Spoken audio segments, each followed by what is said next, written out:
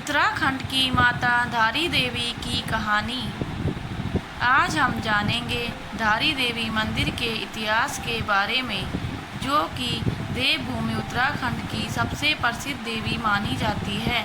धारी देवी का मंदिर उत्तराखंड के पौड़ी जिले में कल्याणसौड़ नामक स्थान में धारी गांव में है।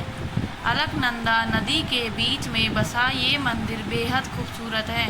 केदारनाथ और बद्रीनाथ जाते वक्त लोग धारी देवी के दर्शन जरूर करते हैं। माना जाता है कि धारी देवी उत्तराखंड के चारों धामों की रक्षक है। मां धारी के आशीर्वाद से ही लोग चार धाम की यात्रा सफल रूप से कर पाते हैं। लेकिन जब मां धारी देवी अपने रौद्र रूप में होती है तो किसी को नहीं बख्शती। तो चलिए आज इस ब्लॉग के माध्यम से हम धारी देवी के इतिहास के बारे में जानते हैं कि आखिर कैसे यहाँ माँ धारी देवी का मंदिर बसा। धारी देवी एक रहस्यमयी देवी है। जो भक्त माँ के इस मंदिर में आता है वह यह चमत्कार अपनी आँखों से देख सकता है। जो भी यहाँ आया उसने देखा कि माँ एक दिन में अपने रूप को एक दिन में 3 बार बदलती है। सुबह छोटी बालिका के रूप में, दिन में यौन अवस्था में और शाम को वृद्ध अवस्था में अपने भक्तों को दर्शन देती है। इसके साक्षी वो लोग हैं जो यहाँ माँ के दर्शन सच्चे दिल से करने आते हैं। माँ धारी का रौद्र रूप तब देखने को मिला था जब अलकनंदा नदी से कुछ किलोमीटर आगे विद्युत बनाने के लिए डैम बनना था और उसके लिए माँ धारी देवी के मंदिर को शिफ्ट करने की बात रखी गई, क्योंकि माता का मंदिर ठीक अलकनंदा नदी के बीचों बीच स्थित है। तो जब माँ की मूर्ति अपने हाथों से उठाई गई तो उसके ठीक 2 से 4 घंटे के बीच केदारनाथ से एक सैलाब आया जिसने लाखों जिंदगियां तबाह कर दी। केदारनाथ में बाढ़ आना माँ के गुस्से का प्रकोप माना जाता है, क्योंकि पंडितों ने भी मूर्ति को न हटाने के लिए कहा था, लेकिन सरकार के आदेश पर मूर्ति हटा दी गई।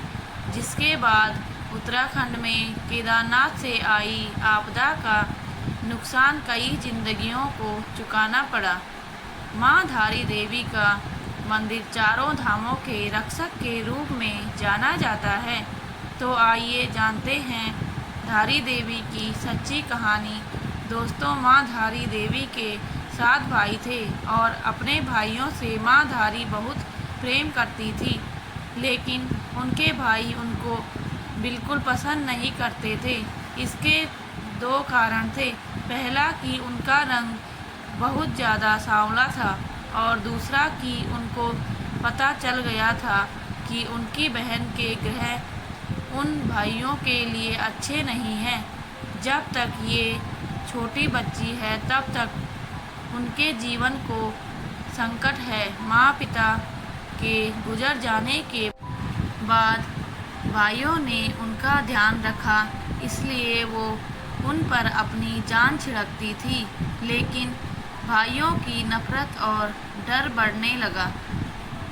धीरे धीरे समय बीतता गया और 7 में से 5 भाइयों की अकस्मात मौत हो गई। ये देखकर बाकी के बचे 2 भाइयों को अपनी जान का खतरा बन गया। एक दिन उन 2 भाइयों और उनकी पत्नियों ने मिलकर योजना बनाई कि इस लड़की को मार देते हैं जिससे उनकी जान बच जाए। फिर एक रात को सबने मिलकर अपनी बहन का गला काट दिया और उसे अलकनंदा नदी में बहा दिया। उस छोटी बच्ची का गला बहते हुए कल्याणसौड़ नाम के स्थान पर धारी माँ के पास अलकनंदा नदी के बीच एक पत्थर को से टकराया।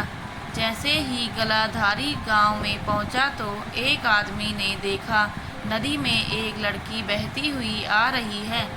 उस लड़के ने लड़की को बचाना चाहा, जो सिर्फ एक गला था, लेकिन बहाव तेज होने की वजह से वो नदी में नहीं जा पा रहा था। तभी एक आकाशवाणी होती है कि डरो मत, मेरे पास आओ और मुझे बचाओ, तुमको कुछ नहीं होगा। तू जहाँ जहाँ पैर रखेगा मैं वहाँ वहाँ पे तेरे लिए सीढ़ी बना दूँगी।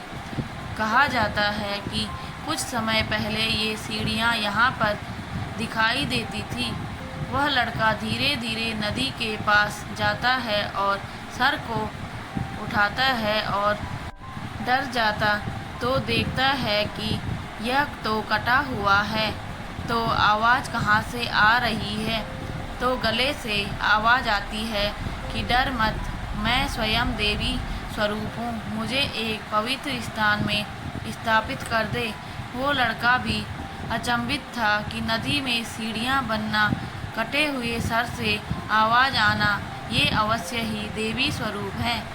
जब लड़के ने एक पत्थर पर सर को स्थापित किया, तब माँ ने अपनी सारी कहानी बताई और उसके बाद उस कटे हुए सर ने एक पत्थर का रूप लिया और वहीं पर धारी गांव की देवी के नाम से प्रसिद्ध हुई।